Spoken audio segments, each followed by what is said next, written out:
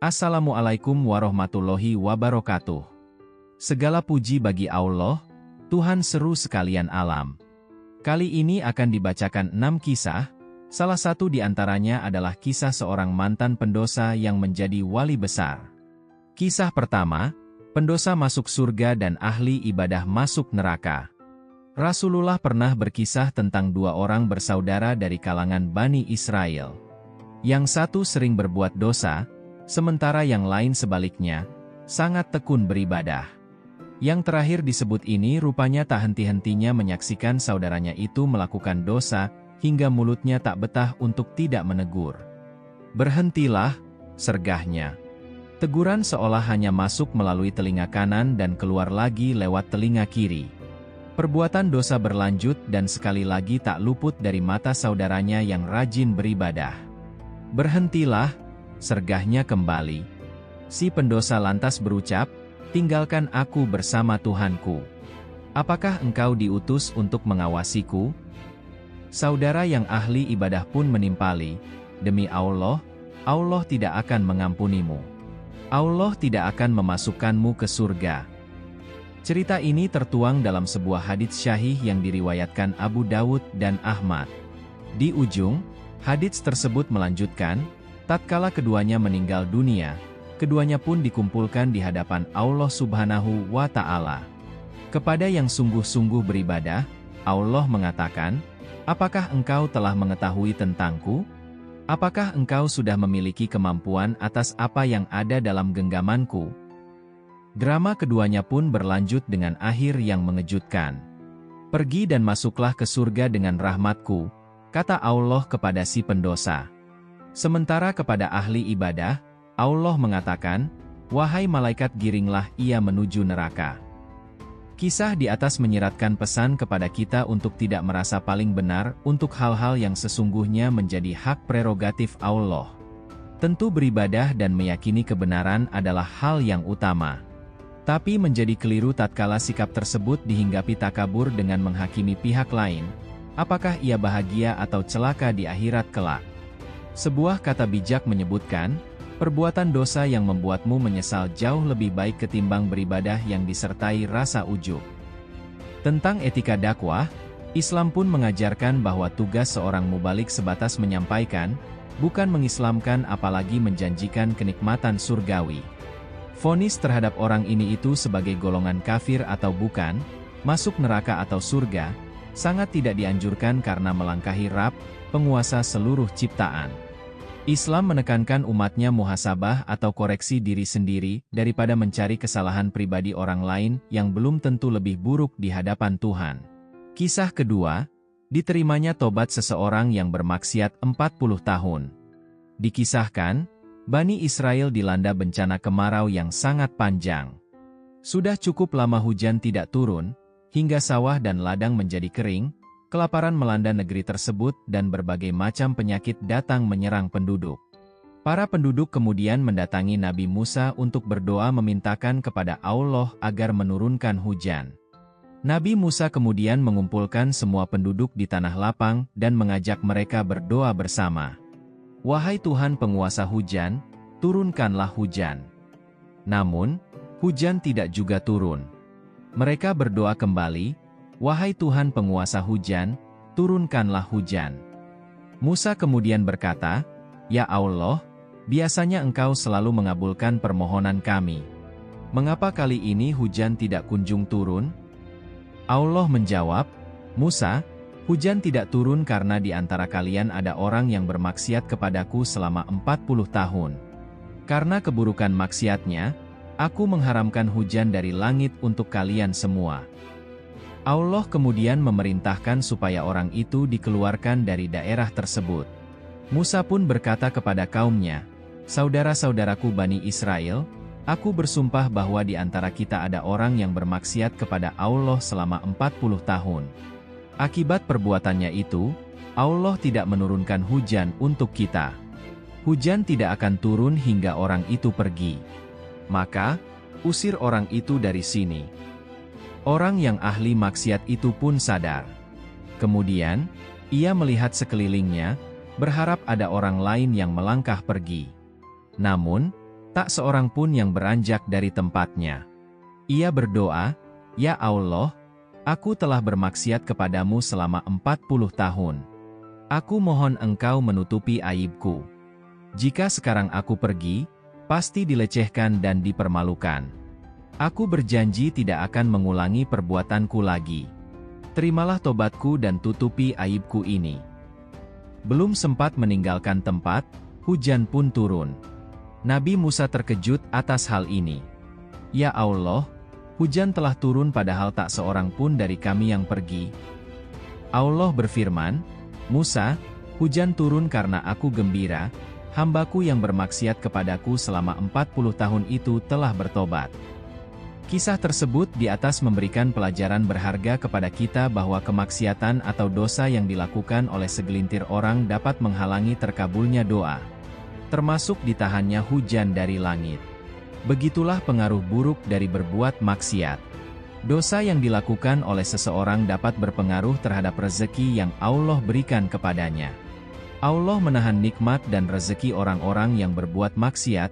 Allah berfirman, "Jikalau penduduk negeri-negeri beriman dan bertakwa, pastilah kami akan melimpahkan kepada mereka keberkahan dari langit dan bumi." Quran Surah Al-A'raf ayat 96. Berkaitan dengan hal ini Sayyid Habib Abu Bakar Al-Adni bin Ali Al-Masyhur pernah mengatakan bahwa maksiat dan dosa yang kita lakukan akan menutup rezeki dan nikmat Allah.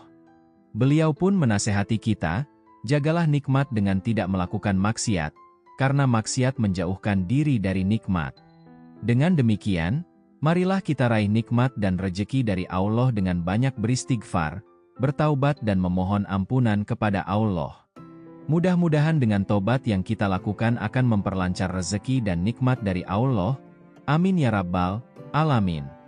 Kisah ketiga, pendosa yang masuk surga karena 3 perkara. Al-Kisah, pada zaman Nabi Musa ada seorang pendosa yang menurut masyarakat sudah melampaui batas. Mabuk, zina, mencuri, berjudi, dan mengonsumsi narkoba adalah perbuatan kesehariannya. Tapi Allah menganggap dia sebagai kekasih dan termasuk ahli surga. Lalu kenapa pendosa bisa menjadi ahli surga? Ada 3 hal yang membuat si pendosa masuk surga. 1. Dia melakukan dosa bukan dari dorongan hatinya, tapi karena ketidakmampuannya menahan godaan setan dan menjauh dari lingkungan lingkaran-lingkaran setan. 2. Dia tidak melakukan sebuah maksiat, kecuali ia sangat menyesali dan memohon ampunan kepada Allah serta menyampaikan apa yang ada dalam isi hatinya atas ketidakberdayanya menahan godaan setan dan bujukan teman-temannya. 3. Dia sangat memuliakan orang-orang yang ahli ibadah, dan selalu mendahulukan kepentingan orang ahli ibadah daripada yang lainnya. Kisah keempat, pendosa masuk surga berkat cinta ulama. Dikutip dari penutup kitab Majma'ul Bahrain, karya Asy-Syaikh Ma'ruf bin Muhammad Bajamal.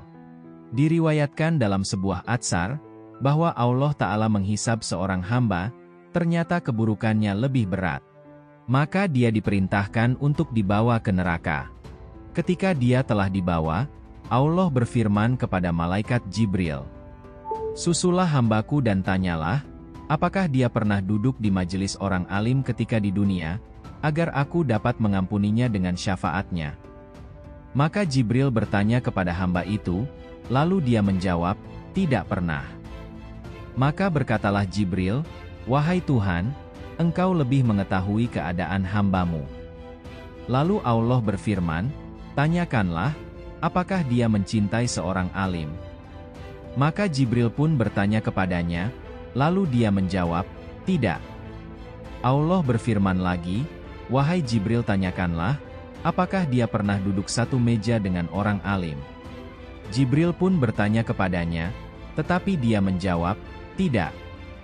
Lalu Allah berfirman lagi, "Wahai Jibril, tanyakanlah nama dan nasabnya. Jika namanya sama dengan nama seorang alim, maka dia akan aku ampuni." Maka Jibril bertanya kepadanya, tetapi ternyata tidak sama. Kemudian Allah berfirman kepada Jibril, "Peganglah tangannya dan masukkan dia ke dalam surga, karena dia mencintai seseorang yang mana orang itu mencintai seorang alim." Lalu dia pun diampuni dengan keberkahan mencintai orang yang mencintai orang alim, Dikutip dari kitab Manhajus Sawi, karya Al-Habib Zain bin Ibrahim bin Sumaid. Kisah kelima, kerinduan pendosa pada nabinya. Ia adalah orang biasa, tak mempunyai banyak ilmu, juga tak memiliki amal ibadah yang istimewa. Ia sama seperti kita, umat Rasulullah yang meski memiliki niat yang kuat untuk beristiqomah dalam meniti jejak baginda Rasul, tapi apa daya. Hawa nafsu dan kelalaian masih sering menjerumuskannya pada lembah-lembah dosa. Ia begitu berharap kelak bisa memandang dari dekat wajah Kanjeng Nabi, mengecup tangannya, bersimpuh meminta maaf atas dosa-dosa yang selama ini dilakukannya.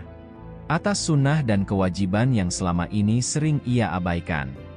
Setiap malamnya, lelaki itu tak pernah tidur kecuali setelah air matanya mengalir karena rasa rindunya ingin berjumpa dengan Rasulullah.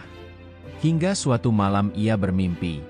Dalam mimpi itu, ia merasa seolah berada di padang mahsyar. Di sana ia melihat kumpulan manusia memenuhi padang mahsyar, mereka saling berdesakan, saling tindih satu sama lain. Semuanya terlihat dalam keadaan sangat bingung.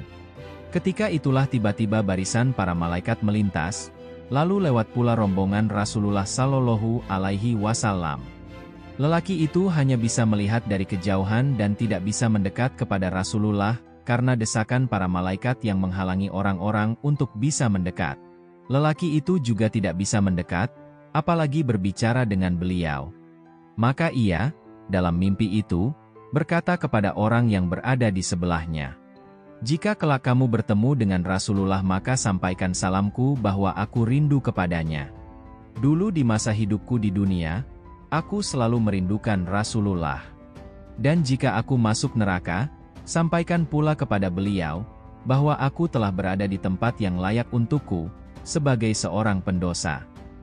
Tak lama setelah berkata demikian, barisan yang melintas tadi tiba-tiba berhenti karena Rasulullah berhenti, kemudian beliau berbalik menuju lelaki itu. Rasulullah tersenyum indah lantas berkata, "Aku tidak akan pernah melupakan orang-orang yang merindukanku." Kisah ke-6, mantan pendosa menjadi wali besar.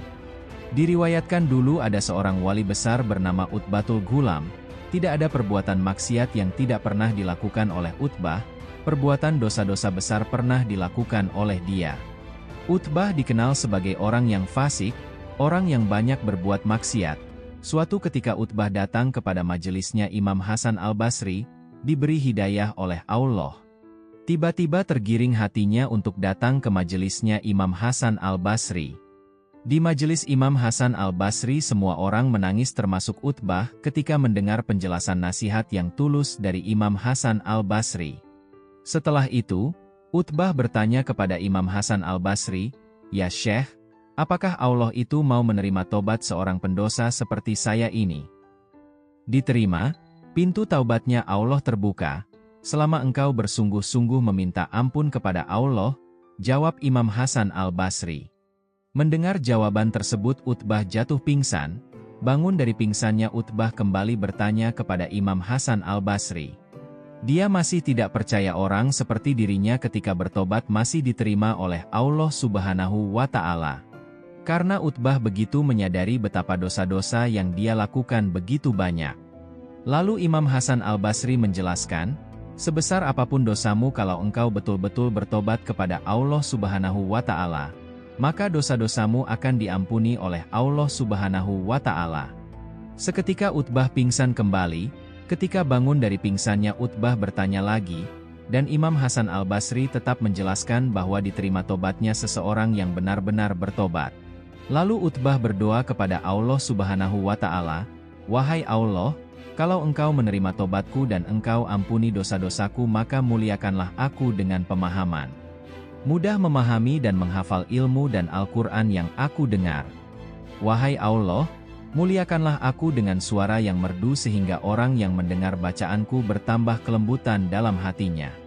Wahai Allah, muliakanlah aku dan berikanlah aku rezeki yang halal dan berikanlah aku rezeki yang tak terduga-duga."